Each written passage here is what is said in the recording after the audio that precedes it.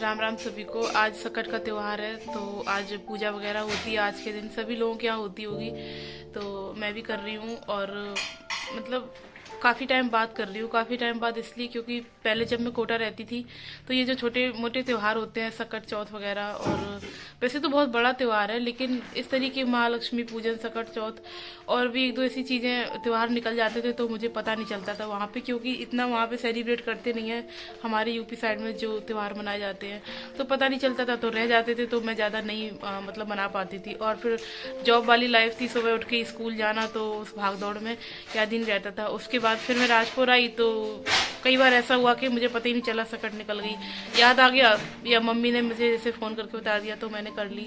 Last year मैंने ऐसे पूजा तो नहीं करी थी, बस पूड़ी और खीर बना के भोग लगा दिया था नॉर्मल भगवान को बस। और बस वही नहा धो के, और नहा तो मैंने लिया था 9:30 बजे, लेकिन वही नहा धो के काशी रो रही थी तो उसको दूध वगैरह पिलाया, तो 10:30 बज गए। 1 घंटा बच्चों में टाइम ऐसे ही निकल जाता है, कितना ही जल्दी उठ लो, कितना ही जल्दी काम वगैरह समेट लो। और अभी बज रहे हैं 11 और खीर बनने के लिए मैंने रख दी है। कल मम्मी ने मुझे बता दिया था फ़ोन करके कि आज सकट है तो पूजा वगैरह कर लेना, क्योंकि वो जानती है मुझे या तो याद नहीं रहेगा, थोड़ा माइंड ऐसा हो जाता ना टेंशन में, पता है कोई चीज़ फिर भी दिमाग से निकल जाती है, तो दिमाग से कल से था दिमाग में। तो बस अभी खाना बनाऊंगी, खीर पूड़ी और पूड़ी पुआ बनते हैं जो पंजाबी के लिए, और सब्जी बना लेंगे। काव्या का मन है गोभी गाजर मटर आलू मिला के वो वाली सब्जी बना उस मतलब खाने का, तो बस वही है। वो मटर वगैरह छील रही है और चाय भी बन रही है। पहले चाय पी लूँ मैं, उसके बाद खाना बनाऊंगी। और आज बहुत दिन बाद मैं मंदिर गई थी। मैं सच बताऊँ, मेरा मंदिर जाने का मन नहीं करता, बहुत दिन हो गए मैं मंदिर गई नहीं हूँ। मैंने एक हिसाब से जाना बंद ही कर दिया, पता नहीं क्यों। आज मतलब बार बार ऐसा लग रहा था कि मंदिर जाना है, मंदिर जाना है। पूजा पाठ करने का मन नहीं करता मेरा। नाम जप करती हूँ, भगवान का नाम लेती हूँ, प्रार्थना चलती है बराबर, लेकिन मंदिर जाके पूजा करो, वो दीपक लगा के वो सब करो, बिल्कुल इच्छा हट चुकी है मेरी, पता नहीं क्यों। हालांकि ये सही चीज़ नहीं है। नेगेटिविटी जब ज़्यादा भर जाती है ना तो भगवान से भी भरोसा उठने लगता है, पता नहीं। चलिए कोई बात नहीं, ये तो कुछ ऐसी परिस्थितियाँ होती हैं जिस पे बीतती है वही जानता है। मैं काफ़ी चीज़ें हो रही हैं आजकल जो बिल्कुल नहीं सोचा था कि ऐसा भी हो सकता है, ऐसा भी होगा। और तबीयत उनकी ठीक नहीं है, आराम भी नहीं है, तो मैं ज़्यादा नहीं इस बारे में बात करना चाहती। तो बस अभी वही खाना वगैरह बन जाए, उसके बाद अपना देखेंगे, पूजा वगैरह कर लेंगे। बंद हो गया था वीडियो। और ये काशी खेल रही है, इनको ऐसे ही कपड़े पहना दिए, इसको अभी मालिश वगैरह नहीं करी, ना ही ऐसे रेडी किया है। लाडो राधे राधे तो कर लो भैया, छत से कर लो। अब ये मेरे पास आने की कोशिश कर रही है। बिस्किट तोड़ के डाल दिया था तो ये धीरे धीरे अपना चुनती रहती हैं। व्यस्त हो जाते हैं बच्चे तो काम वगैरह हो जाता है कम से। मटर थोड़ी सी ही थे ये, चलो दो तीन है ना, तो ही निकले हैं। और गाजर गोभी, और इसी में आलू डाल दूंगी। मेरा मन था इसमें बैंगन भी डालूं, मिक्स की सब्जी जो बनती है ना उसमें बैंगन अच्छा लगता है। और बैंगन रखे भी हैं बहुत दिनों से, ऐसे बैंगन आलू वगैरह की सब्जी कोई खाता नहीं है, मतलब काव्या नहीं खाती, मैं तो खा लेती हूँ, मैं अकेला कितना खाऊंगी। लेकिन काव्या मना कर रही है, मम्मी बैंगन मत डालो, तो नहीं डालूंगी मैं। और ये थोड़े से चावल भिगो दिए थे, तो बस खीर के लिए दूध गर्म हो गया, मैं चावल वगैरह डाल के खीर छानने जा रही थी मैं। और काव्या बोली मम्मी इसका कलर हल्का लग रहा है, मुझे याद आया मैंने इसमें पत्ती डाली नहीं थी, अभी डाली है। और इसमें ये दूध उबल गया है।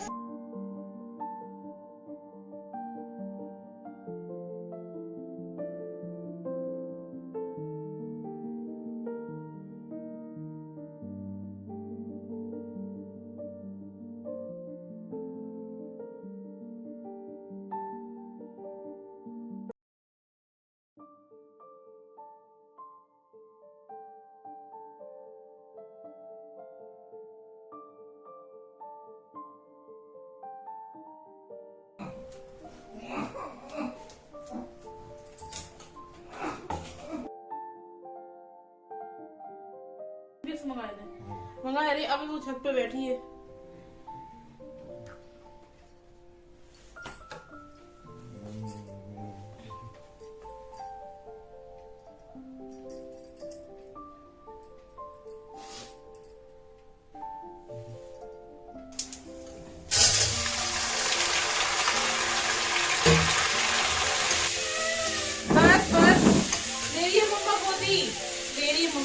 लाओ। क्या हुआ?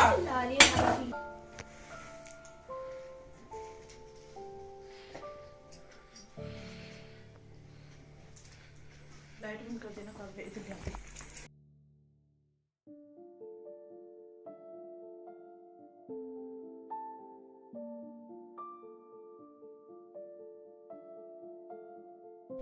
मेरे पास बाजरे का आटा रखा था काफ़ी दिनों से, 1 महीना जैसा हो गया है। सर्दियों में बाजरा का आटा हम लोग खाते हैं, मतलब रोटी बना के। तो इस बार बस वही है कि काव्या के पापा तो कुछ खा नहीं रहे हैं और काव्या को बाजरे की रोटी अच्छी नहीं लगती, तो अकेले फिर कितना इंसान खाएगा। तो मैंने कहा वो आटा यूज़ कर लूँ, वरना ये जो बाजरे का आटा होता है ज़्यादा दिन तक नहीं रख सकते, ख़राब हो जाता है। तो इस बार मैंने बाजरे के आटे के पुए बनाए हैं, क्योंकि ये सकट चौथ का जो त्यौहार होता है इसको तिल चौथ भी कहते हैं। तिल का महत्व होता है, तिल की वैसे तिलकुट वगैरह या तिल के लड्डू इस तरीके का कुछ बना के उसी की पूजा की जाती है। तो मैंने कहा चलो इसमें ऐसे तो लड्डू वगैरह तो मैंने नहीं बनाए, क्योंकि वही है फिर खाने वाला कोई नहीं। काव्या तो खाना तो दूर की बात है, वो टच भी नहीं करती है और मेरा मन नहीं था। तो बाजरे के पुए थोड़े बहुत मैंने कहा वो खा लेगी, पुआ तो उसको अच्छे लगते हैं। तो इसी आटे में मैंने सफ़ेद तिल डाल के और गुड़ की चाशनी बना के उसी से आटा मार लिया था और इस तरीके से पुए बना लिए। और खीर जब मैंने बनाई थी तो चीनी के बजाय मैंने गुड़ की चाशनी खीर में डाल दी थी, ऐसे ही डाल दी थी। सोचा तो नहीं था गुड़ की खीर बनाऊंगी, फिर एकदम से मन में आया तो मैंने कहा चलो गुड़ की खीर बनाऊं। सुना है काफ़ी अच्छी लगती है, बना के देखूं कैसी लगती है। तो थोड़ी सी फिर मैंने वही गुड़ की ही खीर बना ली थी।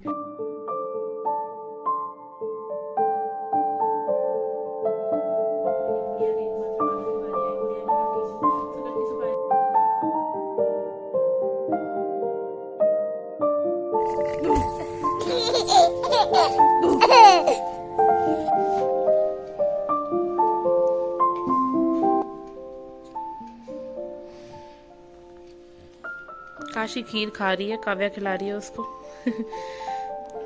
अब नाटक करेगी ये। बस इसकी यही आदत है, जैसे सब लोग खाते हैं वैसे ही मैं खाऊंगी। ये हैंकी वैंकी लगा के पोंछा पाछी नहीं करो बस, है ना काशू? देखो हटा दिया।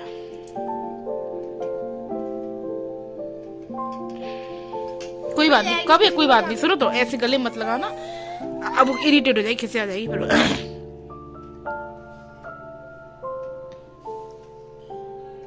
काव्या पूछ रही थी मम्मा ये येलो येलो क्यों लग रही है, तो मैंने काव्या को बोला मैंने इसमें हल्दी डाली है। काव्या ये वाली खीर कैसी लगी, इसमें और उसमें क्या फर्क लगा, थोड़ा बताओगी? ये थोड़ी गाढ़ी ज्यादा है। वो तो गाढ़ी तो डिपेंड करता है, दूध और डालो तो पतली हो जाएगी। टेस्ट की बात कर रही हूँ मैं। खिलाए दो पहले काव्या, कटोरी पास में रखो, जल्दी खिलाओ। रसा रसा ज्यादा। तुम खुद कह रही थी मम्मी रबड़ी जैसी लग रही है। हाँ। फिर अब क्यों नहीं बोल रही? गुड़ डाला है मैंने इसमें। धोखा हुआ है मेरे साथ, धोखा। खीर के नाम पे गुड़ हल्दी की। काव्या को गुड़ नहीं अच्छा लगता।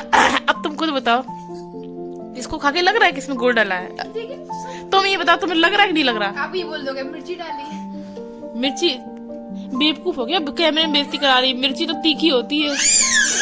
तुम भाई खिलाओ, पहले बातें ना करो। उसको बहुत अच्छी लग रही, कब इसको खिला दो, पहले खा ले, पहले काशू खा ले, बाद में दीदी की बैंड बजे। कैसी लग रही है वो बढ़िया बता। काशी सब खा लेती, तेरे जैसी नहीं है।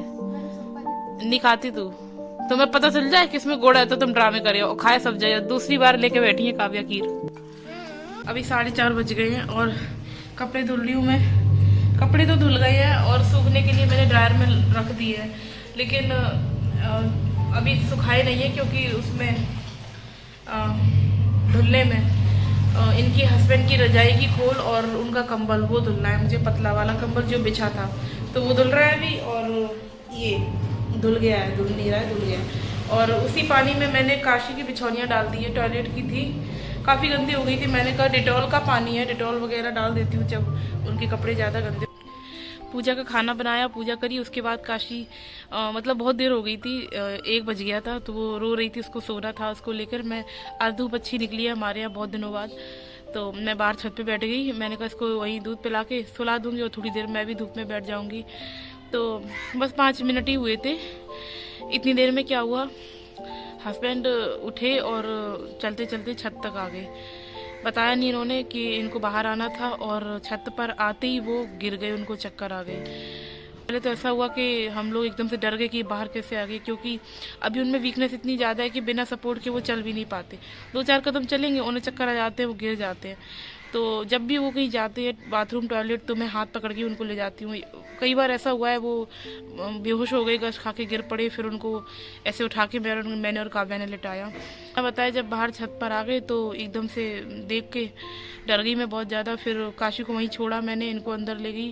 तो अंदर देखा क्या, सारा पूरा इनका बिस्तर पूरा फैला पड़ा था, सारा सामान, सारा तकिए वगैरह, रजाई वगैरह सब कुछ इन्होंने तो रूम की हालत देख के तो मतलब समझ में नहीं आया क्या करूं। फिर मैंने इनको छत पर ही लिटाया, क्योंकि इनको मैंने बाहर बिठा दिया था। मैंने कहा अंदर जाऊं, उठे हैं तो इनका बिस्तर ठीक कर दूं मैं। तो बिस्तर ठीक किया तो गद्दे गीले थे सारे, मैंने सुखाए। और एकदम तो नहीं सूखते गद्दे, गद्दों को सूखने में टाइम लगता है, रुई के गद्दे हैं। कंबल वगैरह दूसरा चेंज करके बिछा दिया सब कुछ, और इनको लेटा दिया। लेटने के बाद इन्होंने अभी दवाई वगैरह कुछ भी नहीं खाई है, और खाते पीते तो वैसे भी कुछ नहीं है। लिक्विड डाइट भी कुछ ना कुछ ले लिया डाइट में तो ठीक है, आधा गिलास 1 कप जैसा, वरना कुछ नहीं।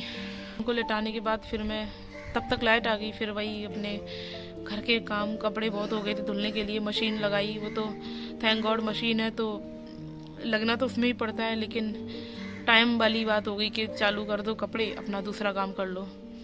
काशी की मालिश करी, मालिश क्या थी, उसको तेल लगा दिया। अभी ठंड चल रही है तो रोज रोज तो मालिश वैसे ही नहीं हो पाती, 3-4 दिन में एक बार करती हूँ।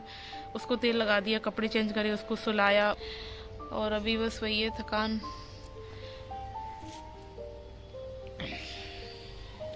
अभी बस कपड़े धुल जाएं तो उसके बाद थोड़ा सा उनके पास बैठूंगी, देखूंगी क्या चाहिए उनको क्या नहीं। वैसे तो कुछ खाते पीते हैं नहीं। अरे अरे मम्मा कहाँ गई थी, कहाँ गई थी मम्मा? आओ आओ। अभी शाम का टाइम है और मैं यहाँ पर गीता का पाठ कर रही हूँ।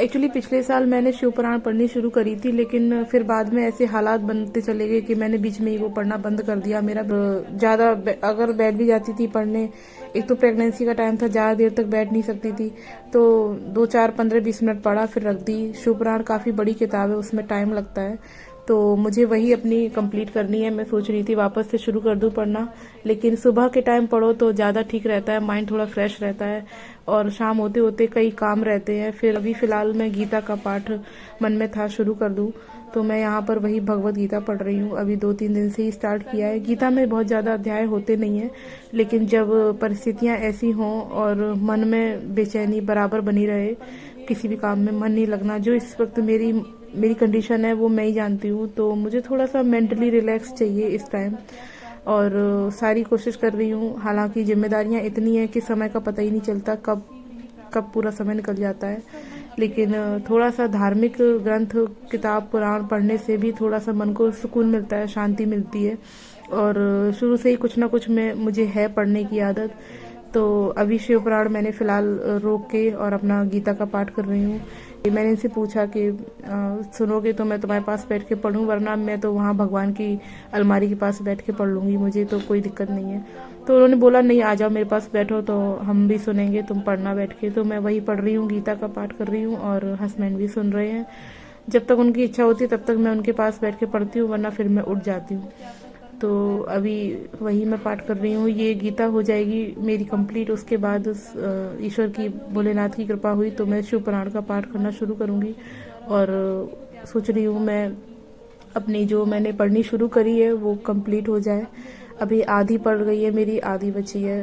कुछ नहीं, बस थोड़ा सा मन को सुकून मिलता है, थोड़ा सा नहीं, काफ़ी सारी चीज़ें हैं जो कहते हैं इंसानों की समझ के बाहर होती हैं, क्योंकि हम लोग जो ग्रस्त जीवन में हैं, लेकिन कई सारे सवालों के जवाब भी मिल जाते हैं।